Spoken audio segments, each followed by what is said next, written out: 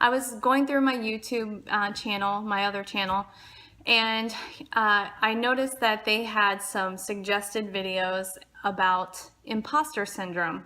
And I know what an imposter is, and it just intrigued me. It was a short video, so I clicked on it, and it was one of those uh, TED Talk or something like that, TEDx, I don't know. It's one of those type videos.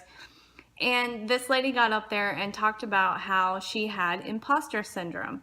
So basically, imposter syndrome is when you are at a position, wherever, a station in life or something, and you don't think that you deserve to be there, or you don't, you know yourself better than everybody else, and you think that maybe people are going to start to find out, or they're going to figure you out, and they're going to call you a fraud or an imposter. Well, I'm here to tell you, as a first year nurse practitioner, this is totally how I feel. I feel like people are going to find me out. Well, not only my first year of nurse practitioner, as a nurse practitioner, but I also felt that way in school. Like, I had this eerie feeling a lot of times that they were going to find me out, and then I would have to quit school because they'd say, forget it.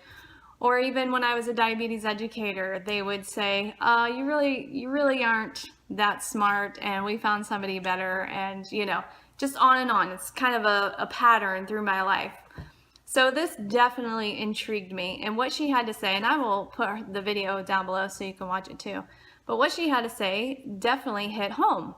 So I agreed with what she said, and you, again, go watch it. But basically, I wrote 3 things to kind of help in this area. If you have imposter syndrome, as I do. Some days are better than others. But anyway, number 1, and I have my little cheat sheet. Number 1 is look back with confidence. See how far you've come.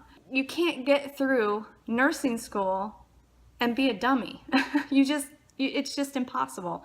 And I actually graduated kind of in the top of my class in my associate degree nursing college, and I still felt like an imposter. And yeah, I could have studied better. I could have done a lot of things better, but I didn't. And I still passed. I took the same test that everybody takes, and I've been a nurse for 11 years, 12 years. Oh my goodness. Anyway, so look back with confidence. So not only can you pass nursing school without, you can't be a dummy and pass nursing school. Now, please hear me when I say I don't think that if you didn't pass nursing school, I don't think you're a dummy. I think there's something for everybody. And what you can do, I may not be able to do, and vice versa, Okay? Okay. You get through nurse practitioner school, it's the same thing. Not everybody can do that. And if you are able to get through it and pass the test, then you are qualified as an entry-level nurse practitioner. Are you going to know everything you need to know? No, you're not. In 10 years, are you going to know everything you need to know? You're not. Okay? But look back with confidence and have joy in those victories, okay? So number 2 is list what you know.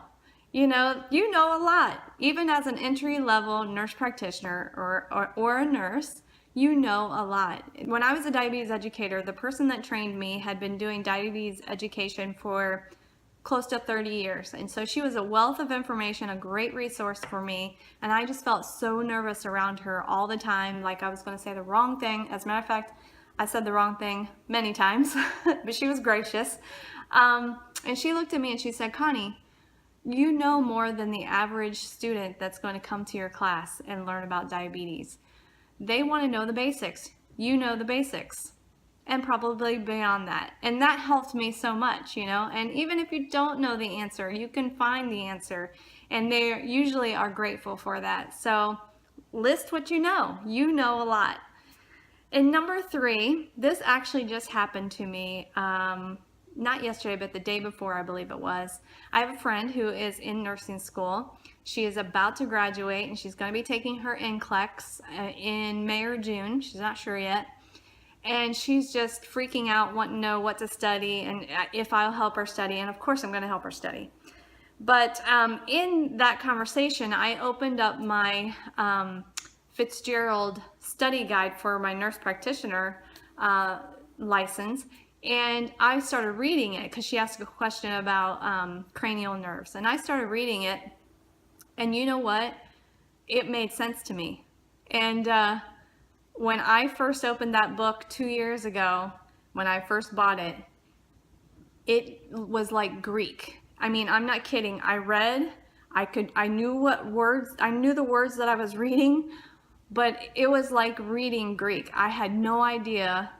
I had an idea, but the concepts were not coming together for me, and I would have to read it over and over and over until I felt a little more comfort in that. But when I went to read it this time, and I'm not even a neuro NP, I'm a spine surgeon NP. When I was reading it this time, the concepts were making sense. And I think that has a lot to do with, I don't just do an exam on my patients and then that's it. I actually read all the other providers' notes and try to get a full picture of everything that's going on with them. And then, yes, it makes me slower, but in this beginning stages, I think it's okay to be slow to be thorough. And they give you that grace. At least where I work, they give me that grace. So I actually have picked up a lot of things just from reading other providers' notes.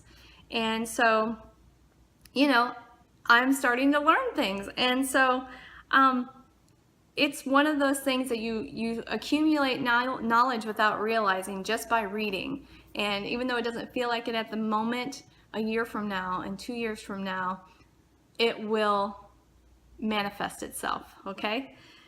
But the last point that I had is ask your collaborator or your preceptor, if you're still in school, ask them, what things have you noticed about me that maybe I could work on? And if they mention something, then ask them, where can I find resources for that? And so all of these things will start to help you to not be an imposter. So I hope this helped. I'll see you in the next video.